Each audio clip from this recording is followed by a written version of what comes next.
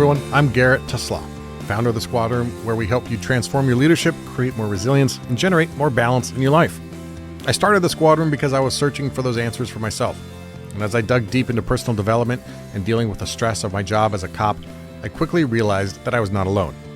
So the Squad Room is here to help you become the person you want to be. And we give you access to some of the best experts in the world to help you do that.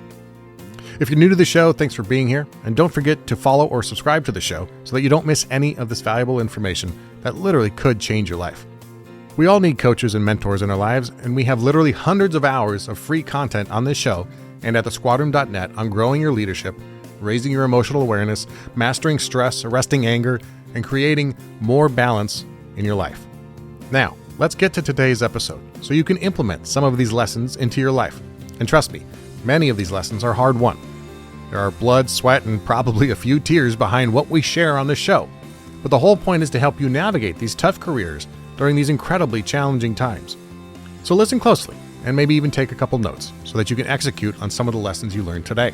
I also challenge you to share this message with friends who are committed to personal development like you. It's important that all of us spread some positivity in these difficult times. It's the responsibility of each of us to lead where we can.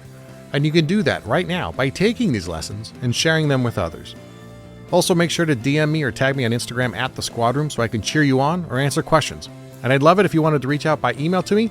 It's garrett@thesquadroom.net. Thanks for listening. Now let's begin. Are you a micromanager? Well, here's how to find out.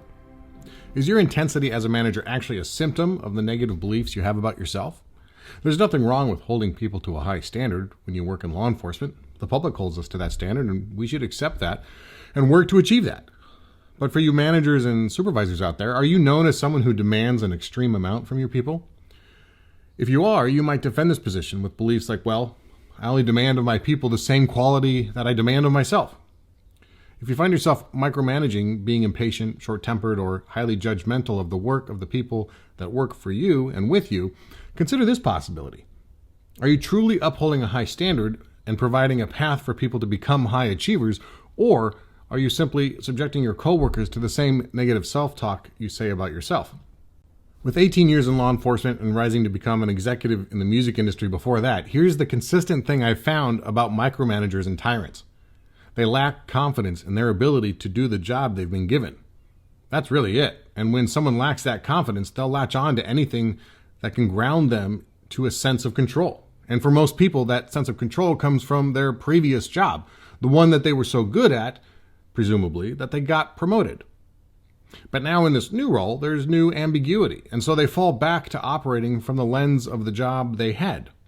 They know that job well, maybe better than most, and so they direct their attention into doing that job again, even when someone else has replaced them and is now occupying that role. The job they're in now is too uncertain, and so often the default is to do everyone else's job. Micromanagers are doing the job they used to do because they're more confident in that space. The micromanager is typically riddled with negative self-talk and negative beliefs about their knowledge, skills, and abilities. It's projected out onto their coworkers because it's easier to blame someone else and far more enjoyable than having to work on your own emotions. But if you find yourself breathing down the neck of your coworkers, using highly critical and judgmental language, or dismissing their ideas, I'd be willing to bet that same voice is present in your own thoughts about yourself. In the rush to prove yourself as a leader, don't forget that sometimes we have to lead ourselves out from behind dark and hurtful language we use against ourselves. We can't begin to share a vision with others while we secretly chastise ourselves for being a failure. At least we can't do it for very long because it's exhausting. And when we're exhausted from talking so poorly to ourselves day after day, we don't have any energy left to really tackle the job of true leadership. So we fall back to the job we used to have because it's easy, familiar, and comfortable to us. The Navy SEALs have a saying that the only easy day was yesterday. And that's really true in our lives as well. It's only easy because it's the past. Today will present its own challenges, and soon enough, tomorrow will come calling with theirs. Don't make today harder by holding on to yesterday. Deal with those negative beliefs, those negative comments you say to yourself under your breath. Deal with those things now. Don't make your behavior someone else's burden because you were too committed to self-loathing to try something different. Until next time, take care of each other and stay safe.